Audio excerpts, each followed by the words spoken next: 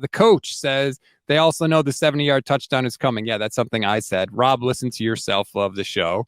All right. They believe it. They believe it like a cult. They kind of are like a Kyle cult. They do believe it. They believe it like a cult. It's coming. It has come. The rapture is coming. I looked this up because Niners Nation had an article about the 49ers leading the league in 30-plus yard plays last season, which they did. Yep. I looked up 33. George Kittle. George Kittle had 6 plays of 30 yards or more. 5 of those plays were touchdowns. That's the third most in the league out of everybody. Receivers, running backs. George Kittle had 5 touchdowns of 30 yards or more. So, yeah, Kyle does know how to get and scheme his guys open. And I feel like so there is that belief from the players, especially from George, obviously. Obviously, there is that buy-in, but they don't get 70-yard touchdowns every game. But they think they do, and I think that's part of the power of their culture. Hey, you missed Lobs all day real quick before you get to official B&A music. Eddie. Oh, you're going to get there? Oh, you're going to get there. Okay. Official B&A music says if this was Little Giants, Kyle would pitch it to Johnny 20 times a game. Little Giants, underrated movie. Go look it up, kids. I know most people have no idea what that is. Underrated movie. Lobs all day says Lance doesn't have a natural feel, not something you learn at this stage like Walsh said. Purdy does have the it factor Lance lacks. Nobody wants Lance. Lance doesn't have natural feel. Whoa. Played. Let's delete the last sentence because that was just a kick in the groin. Lance doesn't have natural feel. I can see why someone might think that, having a snapshot of how he plays, considering he has so little experience. I wouldn't go that far. I'm not going to make a definitive statement about any quarterback after 100 throws in the NFL. But again, I can see why you might feel that. If it's true, Bill Walsh himself said you could be a very good quarterback if you don't have natural feel. You won't be one of the greats. Okay, let's come to Purdy. Does he have the it factor? At times, it looked like he did, but again, I wouldn't say that he did after 8 starts. And he has a little bit. If he has a little bit of it, he also lacks a whole lot of physical traits. So it's possible a little guy with a little bit of an it factor still isn't going to be a great quarterback either. So all we're saying is don't throw away 3 first-round picks because you think this dude over here, who's 6 feet tall with the weakest arm of all the starting quarterbacks in the league and a repaired UCL, after 8 games is so special that you can just light first-round picks on fire. No, you can't do that. Keep them both on the team. Keep them both on the team, Lobs. Especially, like they're both cheap. You can afford both of them. I totally agree. Josh Wyatt says, if Kyle gives Christian McCaffrey 30 touches a game, the season could be over by week 8, regardless of the quarterback. Kyle is Theseus, and that was the ship he had last year. True. Solid Greek mythology reference there, Joshua. Josh was great with that. Kyle has to figure out the new team this year, and hopefully what's important for the Niners this year is pacing. McCaffrey, Debo, Kittle. Okay?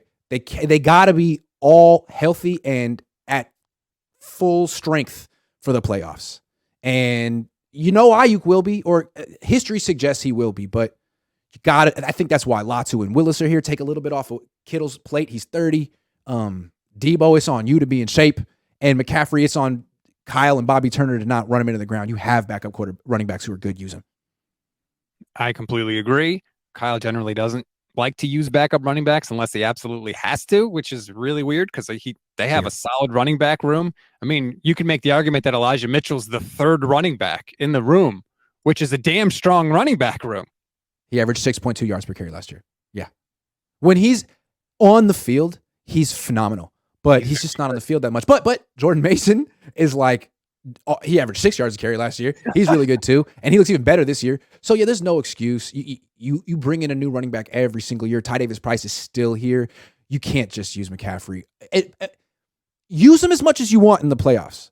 But I thought he was wearing down last year in the playoffs. I thought he was not limping around, but I thought he'd given his all. And the Niners had kind of overused him. Let me ask you this question. If I told you can get a full season out of whoever the 49ers want at quarterback or a full season of Christian McCaffrey, and you can only choose one, which one would you choose? That's a great question. I love that question. I'm leaning quarterback just because of the position. Obviously, McCaffrey's 100 times better than whoever that quarterback is. But if you don't have a stable starting quarterback, I don't know. You could have everyone. I just don't think you can win a Super Bowl, though. I know there's been exceptions, right? Guys get hot. Freaking Nick Foles. Man, it feels like a really hard way to win a Super Bowl. Right. Really, Like to win with your backup. Why would you build your team to be the exception? Build your team to be the rule. Running backs are great, but man, you got a bunch of good running backs. You need one quarterback to stay healthy. One. Can you do it? I don't know. I don't know. Honestly, I don't know the answer to the question because I saw what this offense looked like with McCaffrey here, and he was the reason that they went nuts last year. Brock was good, but the reason they really went nuts was McCaffrey, and you could see it because even when Brock wasn't in, the offense got better after McCaffrey came on board. And what's it going to look like if Trey Lance ever gets to play with McCaffrey? Not just in the passing game, but the run game too. I mean, McCaffrey, when he broke into the league, was playing with Cam Newton. And the thing about McCaffrey to me, great running back, complete package. He's still small. And if you want to run all the runs inside and outside, like he's just not the ideal size for that. So what's nice is if you have him in a dual threat backfield and the defenses can't all key in on McCaffrey, it's who has it? Him or Lance, him or Cam. I think that's a better way to use a smaller running back as a featured guy. So I think with those two on you could have McCaffrey averaging 6 yards a carry. I do want to see what it would be like. You could do shotgun with two running backs. You could have McCaffrey, Lance, and Debo in the backfield at the same time. I mean, holy hell. Kyle's whole offense is largely built so that the defenders go and just hesitate for that 1 second, and then he's got him. And you put those three dudes in the backfield, like, holy hell. Right. I think if Lance were the starter and could stay healthy, the Niners could lead the league in rushing, and he wouldn't even have to run that much. Yeah. Just the threat of him running would make everyone else more dynamic. But again, just leading the league in rushing doesn't necessarily mean you're going to win the Super Bowl. So eventually the Niners have to like cultivate and develop and protect a quarterback. Like the guy is important and not just a piece of a team. He's above the team. He's above the team. He's more important than you, Kyle, and you, George. But they haven't found that guy that they can put on a pedestal. I feel like if they get it somehow, then I think maybe they'll see the light.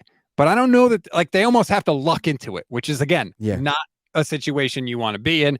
Lobs all day is back. Two things you can't coach: feel and making magic happen when a play breaks down. So in theory, Walsh would think Purdy's ceiling is way higher. You have no idea if that's accurate. You don't know. But that's true, though. Those are two things you can't coach. There are other things you can't coach, too. You can't coach Trey Lance's size. Okay, Brock Purdy's small. There are a lot of instances of him not stepping up in the pocket when he should because he's small. And that led to him getting seriously injured. So the arm strength, the ability to throw the ball 50 yards down the line against cover 1, cover 3, and hit those deep fades down, that's something that you can't really coach if you don't have it. So yeah, man, Brock has some good stuff that you can't coach. Trey has some good stuff that you can't coach. It's not a guarantee that either one's going to be elite. I mean, it's possible that neither one will. And I appreciate you for being such an advocate of Brock, and I give you credit for doing this since the day he was drafted. I got to give you credit for that for sure. Gameplan.exe says everyone has to luck into a franchise quarterback. No, they don't. You think the Bills drafted Josh Allen because they expected him to suck? The Chiefs didn't trade up for Patrick Mahomes so that he would be a middling starter. They do these things because they think these guys are going to be great. It's not an act. Also, if everyone lucks into a franchise quarterback, then the Niners would have lucked into one in the last 22 years since they got rid of Jeff Garcia. They would have by now. They haven't. Or something is wrong with their process. When every other team in the league has stumbled, I mean, the Lions, the Browns, like every other team has stumbled into a freaking franchise quarterback at some point in the last 20 years, but the Niners. What's going wrong here? Why aren't we talking about it? Tyler says, what do you think would improve our drop back passing game? An offensive line. Yeah. Yep. A right tackle. Right there. Right there. The whole right side of the offensive line is built to run. They're all on the field for what they can do in the outside zone run game, straight up. So if the outside zone run game is more important than the drop back passing game, boom, that you get what you emphasize. They want to be the team that's always winning, that's running and doing play action. Drop back passing to them is loser football. Oh, you're losing? You got to catch up? We don't do that around here. Eventually you will, though. You don't just run through the league and win a Super Bowl. You don't do that. I think they think we shouldn't have to do that. I think they think that's what they think. You have to straight drop. Exactly what they think. You're down multiple scores and you got to score quickly. And they think we should never be in that situation. And look, but you will be. Every team is built to win a certain way. The 49ers are clearly built to play with a lead and break you down with play action. Like that is how they are built to win. Every team is built to win a certain way. But when they get in that situation, they look really bad because that's not how Philly's built the same way, but they have the best offensive line in the league. There's Well, still no reason that the Niners skimp. I mean, they pay so much for running backs. They pay so much for wide receivers. They pay so much for linebackers, but you can't spend on a right tackle? Come on. They spent on a left tackle, and they've been willing to spend at center in the past. Weston Richburg signed a huge contract. There are certain spots they're willing to pay, but there are certain spots they don't keep pay it going. Ever. When Harbaugh was rolling, he had the best offensive line in the league. It's important. The coach says this offense is stale, predictable, and flawed. No drop back passing attack, real-time audibles, and a hurry-up tempo-changing element. We got smoke and mirrors. Playbooks don't win championships. The playbook is stale and predictable. They were scoring 33 points a game last year. If you can do that when they know what's coming, you got a damn good offense. Well, what do they have? They have a brilliant game planner. They have a lot of talent. They have the number one defense. They have a lot of talent and a brilliant game planner. But it's a system, and its system doesn't evolve a whole lot. And to Coach's point, they want to win a certain way. There really isn't a drop back passing attack. They don't let the quarterback auto. They don't do hurry up because, again, they don't think they shouldn't have to. But what I'm saying is, yeah, you can win. You can rule off 13 wins in the regular season playing this way. You've done it twice. But to win a Super Bowl, man, are you sure that's all you got to do? Because I think there's a little bit more. I think the Niners defense has figured out what they used to do on defense was let's just rush 4, play zone, no explosives, keep everything in front. Well, yeah, that worked. You'll have the number one defense in the league, but you'll get torched in the Super Bowl by Patrick Mahomes playing that soft, humpy, bumpy.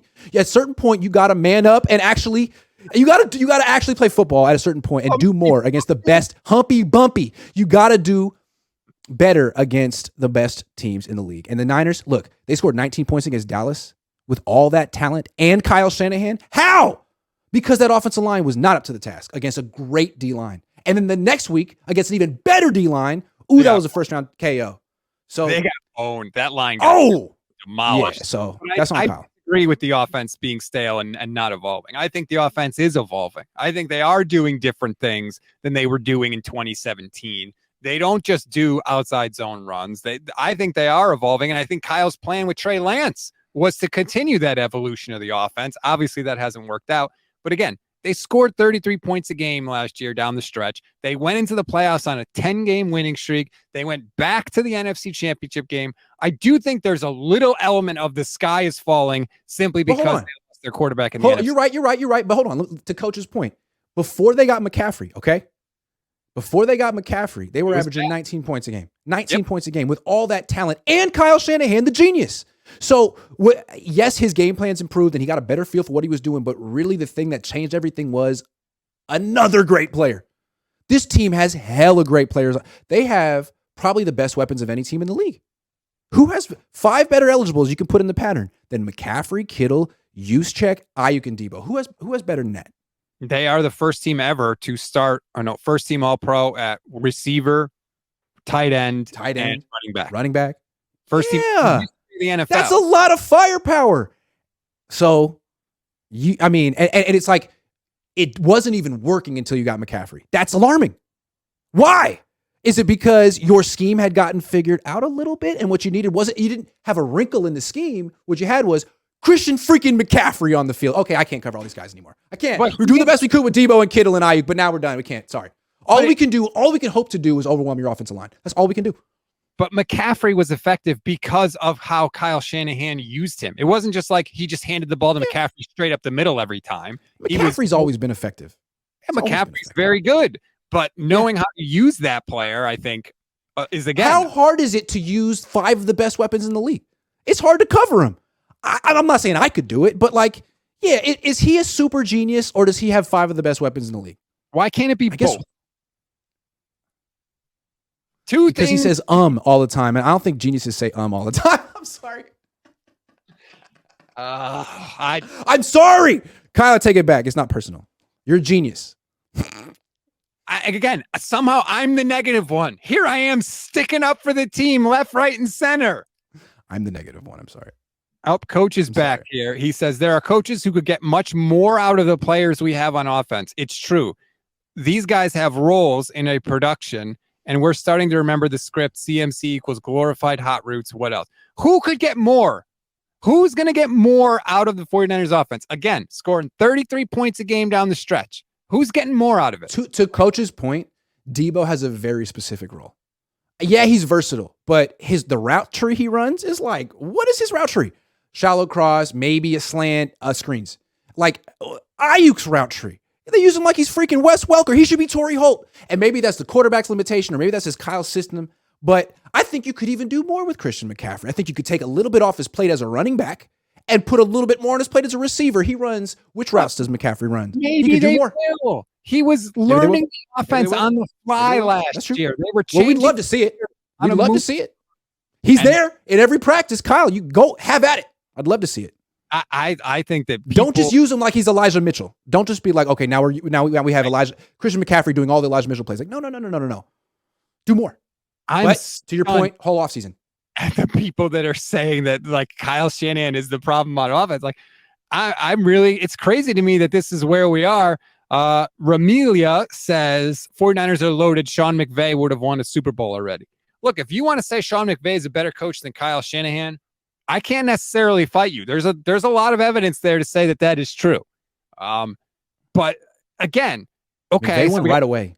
He went right away. He inherited Aaron Donald and Todd Gurley, but I mean, Kyle inherited Eric Armstead and DeForest Buckner and Jimmy Ward. I mean, and Joe Staley. Like there wasn't just total crap, but Kyle needed some time. He needed some time to figure out what he wanted to do. You know, he wasted a year waiting for Kirk Cousins. We should make a movie called Waiting for Kirk. It would be great. I sing McVay's praises too. McVay's a great coach, but again, like you're going one or two people, maybe Andy Reid, maybe. But again, on the list of 49ers problems, I do not put Kyle Shanahan at the top. I don't. Again, he's complicated. He has a great coaching staff. Great coaching staff. He hires all the coaches. He hires all the coaches, and when he hits his zone midway through the season, his game plans are immaculate. Okay? His players buy in all of it, man, but still quarterback. And there are some games where it's like, dude, not just the Philly game. I think that was a bad game plan. I don't think the Dallas game was a good game plan either. I mean, his players had to go up to him on the sideline and be like, Kyle, I don't know what you're trying to do today, but we're better than Dallas. Can we just line up and run at them? And he was like, all right, let's do it your way. And it worked. But 19 points? I know Dallas had a good defense, but come on, man. 19. I mean, you're not going to score 30 every game. Coach, you don't usually win scoring 19, though. I mean, you really have to have a great defensive performance that day. And they did. McVay did it with the same offense, but with his passing game and coaching and quarterback coaching. I mean, okay, they won a Super Bowl when they got What he did with Goff was legit. I mean, Goff was crap before that year. And what he did with Cousins was crap before he got there, before McVay started calling plays. Detroit. At least as good as he's looked with the Rams, right? So maybe it wasn't Sean McVay turning, chicken shit. Maybe what he did for I mean, Goff didn't need to learn how to throw. Goff needed confidence, and I think Goff could throw.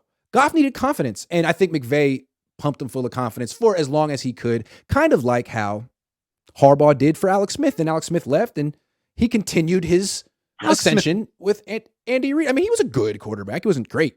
He was good. He wasn't really that good. He was way better in Kansas City than he ever was with San Francisco. Tyler, I mean, he was 19-5 with under Harbaugh. He wasn't terrible. QB wins. He played his role. Mike Holmgren could make this offense far more effective than Kyle, especially at the quarterback. Really? Do we remember Mike Holmgren without Brett Favre at quarterback? Because I do. He did go to he didn't win though. But here's the thing. Mike Holmgren, he's a little. How old is Mike Holmgren? He's 74. Okay. I mean, why not bring him in as a consultant? You don't know what you're doing at quarterback. Bring in someone else, man. A consultant. Someone who has a fresh set of eyes at the quarterback position. It doesn't have to be Holmgren. His name is Mike Shanahan. He already works. No, but he has the same problem. He has the same exact problem as Kyle, man. Ever since John Elway retired, dude was looking at Brian Greasy, Jake Plummer, Jay Cutler. No. Same thing. John Beck, Rex Grossman, Donovan No. I'm interested in Holmgren. I don't know that Holmgren wants to do it, though. Holmgren might be chilling. Lobs all day. We finally agree. Kyle's number one weakness is awful quarterback evaluator. I don't think he respects the value of the position enough. That's the real thing. So. And again, if you read that essay from Bill Walsh, he starts and ends with qualities he can't coach. To Lob's point, Starts with instincts and intuition, ends with spontaneous genius for when things break down in a critical game with pressure on the line. Does a guy make a play or does he fold? Those are things you can't coach. And I don't think Kyle even thinks about the position that way. He's thinking like, just execute my offense. Execute my offense. It's end of story. It's so easy. Everyone's wide open. Can you not execute? It's like, that's not how Bill Walsh thought about it. He had more respect for the position. What I think Kyle thinks is if your system is good enough, you don't have to have a spontaneous genius because there's always going to be somewhere to go with the ball. I disagree with that. There's always going to be a guy who slips. I'm not saying I agree. Yeah. I think that's what he thinks. Life is imperfect. There's 22 guys in the field. Things don't always go according to plan. 70 plays a game. Doing these shows is always educational. And I did not think where we were going to go today is the 49ers offense stinks and they need to hire a consultant. But that's where we are an hour and 4 minutes into the program. Okay. Is it that it stinks or is it, or are certain people saying it's at an impasse? It's gone far, but it's gone as far as it can go. And this door at quarterback is a problem. And someone needs to fix it. And it doesn't look like Kyle or John are going to be the ones who ever do. Is that a fair summation of what people are saying? Not that Kyle sucks. I don't think anyone said Kyle sucks today. Kyle's really good at a lot of things. Is coming off the best it's ever looked. Is last year. It's the best the offense has ever looked. Let me just, a little history, okay? This team, Kyle, had a historic run with RG3 10 years ago, reeled off 7 wins in a row. Stock was high, came back the next year, went 3-13. So let's just see. The last year doesn't always predict what happens the next year. The Niners have only question marks at quarterback. No more Jimmy Garoppolo to bail him out and get him in the playoffs. I'm curious to see what happens this year. We could get a lot of Sam Darnold. Oh, there's it. Well, then we'll be picking at the top of the draft just in time. They got that first-round draft pick back. So if that happens, we'll have a reason to check mock drafts, which we haven't. Maybe they're going to tank this year just for the high pick. Just kidding. Oh, God. All right. We have to end it. We're done.